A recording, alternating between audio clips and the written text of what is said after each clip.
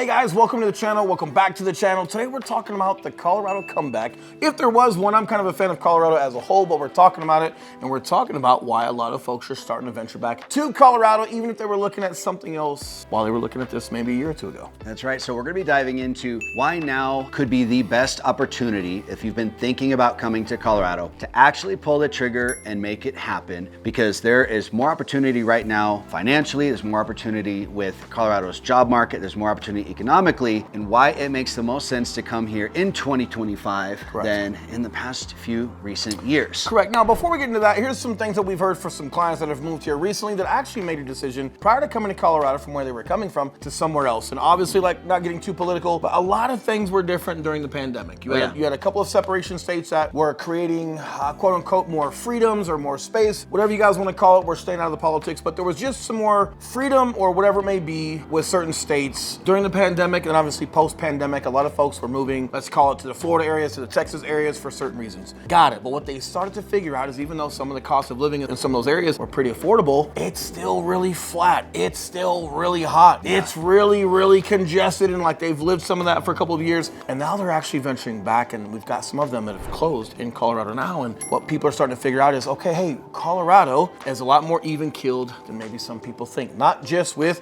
everything that you see in the news or all the clickbait that can be out there. Once you're here and you start living it, you start really realizing how even what we call purple things can be out here. But you've also got a climate that's a lot more neutral. At our hottest, we're getting about 100, maybe just over 100, 102, 103 for maybe a week or two. At our coldest, we will get just below 0 for about a week or two in the winter. But we're a drier climate here, so when you're getting that level of heat, like, it's not too crazy, it doesn't last too long. And for the majority of it, you're getting everything in between. When we get snow, it doesn't stay too long and it melts. We're gonna cover a lot of this stuff in this video today. But the bottom line is, now that some things have settled, the dust has settled, now that the economy as a whole is starting to come back, now that rates, there's conversation about them dropping. They're already starting to drop in certain areas as far as like what sellers can do for you, and buyers are starting to come back out. Everyone's starting to realize, oh, hey, maybe Colorado was the grab. Now that's my soapbox, that's my opinion, along with some of our clients, what they've said to us just in the past 6 months. In addition to that, let's get into everything else that we're considering in topics of discussion as far as beyond us. Yeah, now to set the stage a little bit here and talk about a little bit of data as far as why we are seeing this new wave of buyers coming into Colorado, specifically relocation buyers, people coming from different states, I think really can be traced back to COVID. Just to recap briefly, during COVID, just so many people that were getting approved to work remotely, and so many people were making these moves based off of probably a little bit of cabin fever, their political beliefs, and just, something to change up the situation that they're in, right? Correct. So places like Texas and Florida saw massive inbound migration. And now that the dust has kind of settled from COVID and we're now in this post-COVID era, you're starting to see those places see mass amounts of people leaving their states for some of the reasons that Will just mentioned. Correct. Now, in addition to some of these things that we're talking about, one of my favorite things that a lot of our clients have talked about these past couple of years when it comes to, hey, we're able to work remote, our jobs allowing us to have some creativity, people were just excited about Colorado because of everything that you can do here, right? Whether you're in the mountains, it doesn't matter what season, whether it's skiing and snowboarding, whether it's hiking, whether it's mountain biking, whether it's going to the lake, there's literally everything for you in all 4 seasons here, which is amazing. You've got DIA, so another one for folks that work remote, but they also need to travel for work sometimes. We have the largest international airport in the country now. United just added this extra wing, so yeah, it's big, yeah, you gotta walk some steps, whatever it may be, but as far as the overall function of it, it's probably the best, if not one of the best airports that you can be. We're also centrally located for the most part across the country, right? So whether you're going West Coast or East Coast, North or South, this is one of the better places that you can be, and your flight options are probably some of the most vast that you're gonna get from any airport. Specifically, Colorado has seen an increase of about 15% of inbound migration to Colorado in 2023 and then year to date of 2025. Whereas before we were a little bit flatlined, I believe in 2022, we actually saw more people leave Colorado than come in. And again, that was all during that COVID craziness of people just kind of going wherever they were gonna go. But now that has all changed. One of the reasons, as Will just mentioned about DIA, that we're seeing a lot of people come in here is we are so centrally located. We're seeing, people that are coming here and they're remote working but still need to travel quite a bit. Man, we're an easy flight to the West Coast or an easy flight to the East Coast. That's something we hear from people all of the time. Now, in addition to that, Colorado, in my opinion, has always been very front running when it comes to setting the stage internally, whether that's highways and construction, to accommodate for future growth. And what we've seen over the past couple years when it has been a little bit slower of people coming in, thankfully, these builders have still been able to forecast more Great people point. coming into the state, and you're seeing areas like particularly northern Colorado, up near Fort Collins, Timnath, Berthoud, all those areas, Erie. They've been growing and building like crazy out there. So when it comes to opportunities, guys, there's so many lakes up there, so many gorgeous mountains and hiking, and really low interest rates with new builds and more affordable homes up there that you're gonna see in a lot of the metro area down here. And these builders have done a great job predicting that, right? Like there's still inventory. There is no new build inventory, not here. There is plenty of inventory when it comes to pre-existing homes, but more specifically when it comes to the new builds. Even though we've had an influx of people coming here, there's plenty of inventory. In addition to that, right, we are still very unincorporated. We've been talking about this for probably the past 2 or 3 years. I'll probably keep talking about it for the next 10 years. There's just a lot of unincorporated space here in Colorado. We have plenty of space to grow and not be congested or crowded like at Dallas or like pick a city in Florida. Like those places, you're just not seeing that here. We've got huge sports. The Denver Broncos are back into the playoffs. They want to win. They're loving winning. You've got the Denver Nuggets. You've got the Colorado Avalanche. We're going to go right over the Rockies because I think we're really working hard at setting the record for the worst record in baseball. I don't even want to talk about it because we've got such great fans here. They deserve better. But it's a beautiful stadium. And there's probably not a better stadium to watch the sunset and drink a beer than at Coors Field. But we've also got things like all of your national level museums that got the rodeo that comes, PBR. They were just out here in Fort Collins at CSU Stadium, rocking the toughest man standing. So went from rodeo to rock and roll concerts to sports to arts, you name it, everything stops here. Almost like, I guess, old school wise, like the gateway to the West, right? Like we're still the gateway 100%. to the West in modern day. Everything stops here. There's not a thing that you guys can experience. And you've also got, political climates that are pretty calm and pretty even keeled. You've got just normal climates that are calm and even keeled. You and I go everywhere. We're in San Diego for Inman for some real estate things that we're out there speaking for and presenting for. We just got back from Montana, and then we were in Orlando speaking for some agents as well. And I know I'm biased because I'm from here, but every time we go somewhere, I still feel like, man, this is our home. But this is also just one of the most pleasurable places to live when it comes to recreation, school districts, arts and entertainment, international travel, economy and work. It's just so hard to beat, guys. That's true. Now, one of the reasons that, we feel like now is this excellent opportunity for buyers that are choosing to move to the state now versus later is that Colorado is forecasting that by 2030 that we will have 34% increase in inbound migration from where we're at now.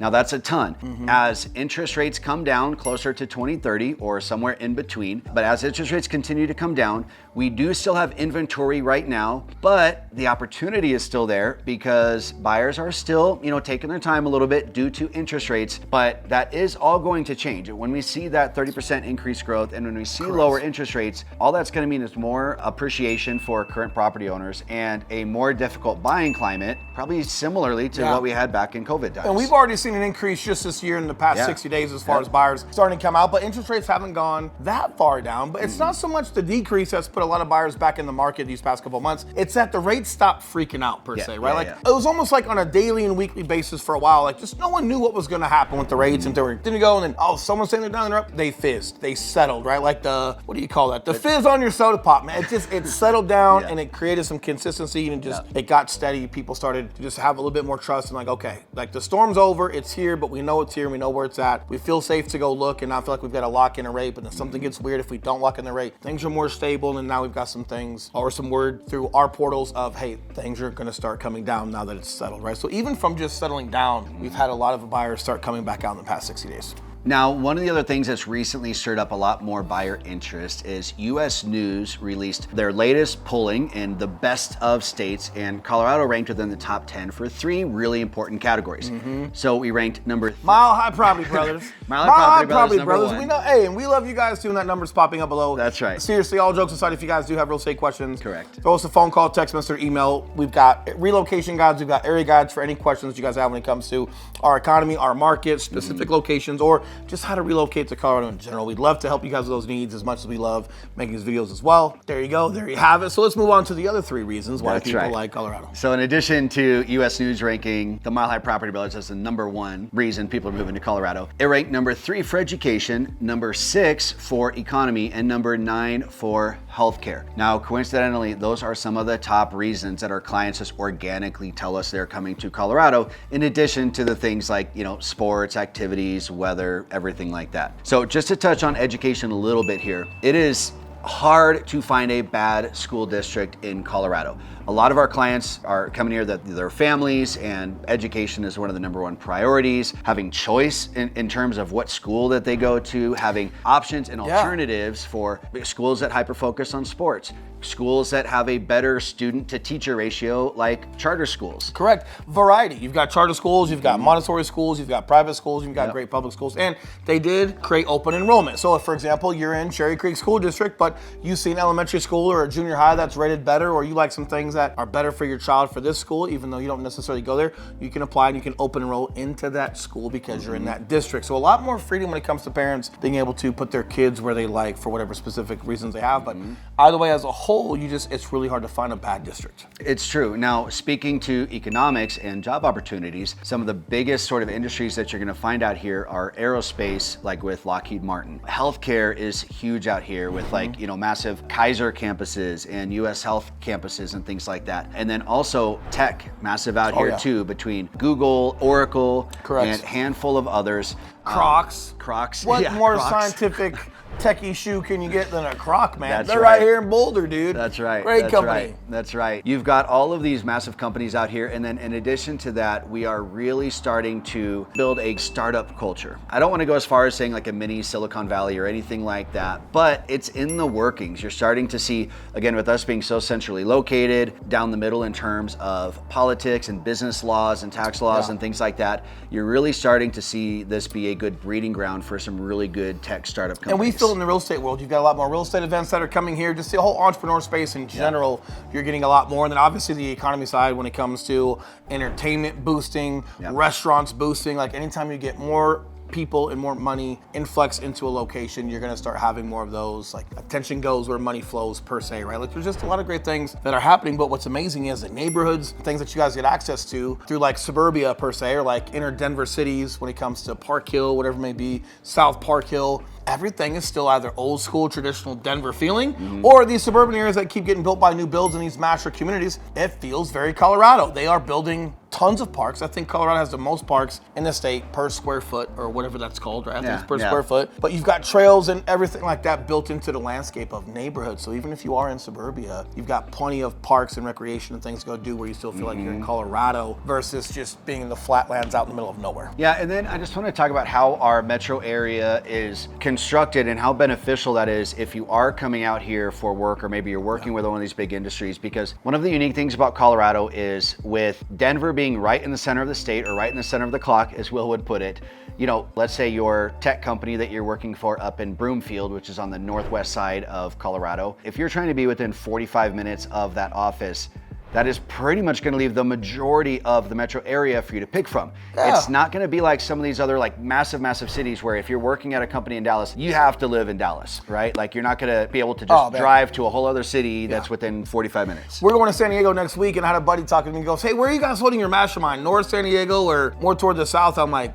"Why?" He goes, "Well, it could be an extra 40 minutes just to get to North San Diego from here." I'm like, "Man, that is so not Colorado. If I get 45 minutes, guys, I can make it from my house in Southeast Aurora to Boulder in just over 45 minutes, right?" So like there's just so much more just throughs as far as like passive getting places, but we're not as compact and dense as certain cities are. And there's just a lot easy. I guess you can just travel, you can commute a lot more with ease. Yeah, well, and I really think it's due to our circular structure of our metro city. Again, with Denver in the middle, and then you have all of the suburban cities that are surrounding it. It's kind of like, hey, if this is your central hub, you can go 45 minutes north, 45 minutes south. A lot of these other big cities, it's more in a linear pattern to where it's like, hey, if you're gonna need to, work in Dallas, it's like, man, you're gonna have to live there. A lot of Texas is just straight north or south. Like Austin all the way down. If you're looking at California, obviously by nature just very vertical. So there's one way up, one way down. It gets very congested versus here in Colorado.